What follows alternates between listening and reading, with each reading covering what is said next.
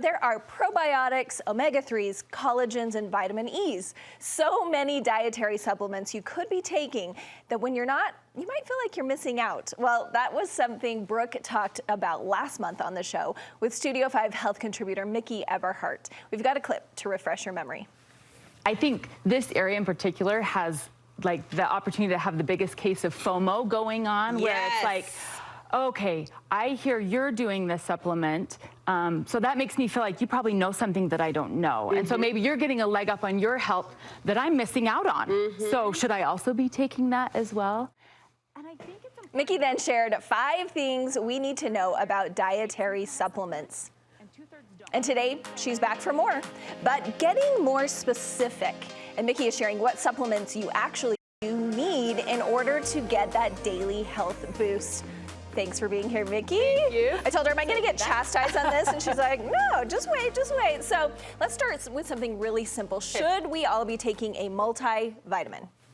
Probably. Okay. If you're over 60, yes. This is for our nanas. They should be taking it. There was probably the best study that's been done with a multivitamin, Amy, where it's like all the things you want to hit. 21,000 people, men and women, over 3.5 years. Here were the results. Did it reduce cancer? No. Did it help with heart attacks? No. But it did help with cognitive function. So 60 and over, for sure, take it. 60 or under 60, it's a safety net. It's a good thing to take. My tips for this would be, number 1, you can go with tried and true types of brands. You don't need to get super fancy with botanicals and herbs and personalized formulas. There's no science there that backs that as being better. Love that. So even like your drugstore brands, Kirkland, Centrum, even like your CVS and Walgreens store brands are effective multivitamins. Okay, so not going to hurt us, but don't sweat it unless you're over 60. Correct. Okay, you got it. Well, the cognitive, I think, is something so many people are concerned about. Yeah, I think that's super interesting and helpful. Okay, what about omega-3s? Okay, omega-3s are a probably you should, unless you are taking, having 2 servings of fish each week, which probably most people don't. And here's the reason why, Amy. So there are 2 essential fatty acids, which essential meaning our bodies have to have them, and we have to get them from an outside source. We don't make them ourselves. Okay, we have omega-3 and we have omega-6. Now, we don't hear a lot about supplementing with omega-6, right? And the reason is because it's in a lot of things we eat. It's in kind of more refined oils like canola oil, sunflower oil, safflower oil. A lot of products are made with those oils. So we get a large amount of omega-6. If we are getting very little omega-3, this ratio is off. And when we have more omega-6 than 3, that causes inflammation.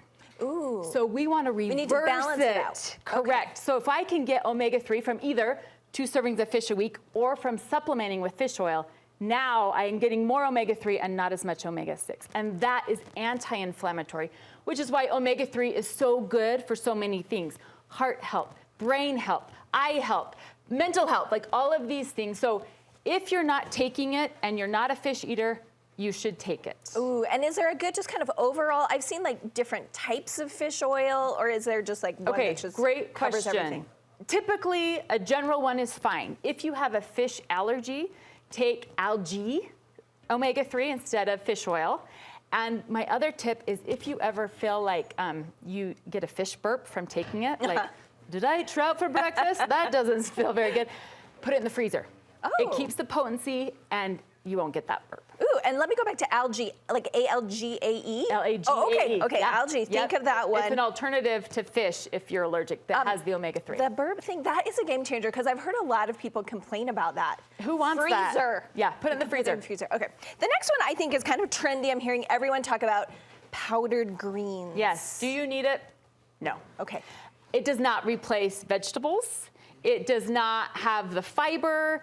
There was actually this fun little, like it's called the Center for Science Public Interest. They're like a, think tank. Yes. And they don't take advertising dollars. They just kind of, and so what they did is they took like a half cup of broccoli, freeze-dried it, pulverized it, and ended up being like 2 tablespoons, right? They put it into capsules, like for people that will like take supplements that way. It took up 15 capsules. But even just, most of those powdered greens are like a teaspoon or 2.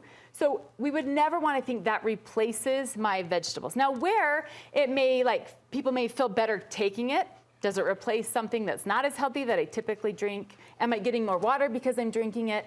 Or do I start my day with it and that kind of sets my mind frame like, okay, I'm gonna be healthy today. I started with my greens, right?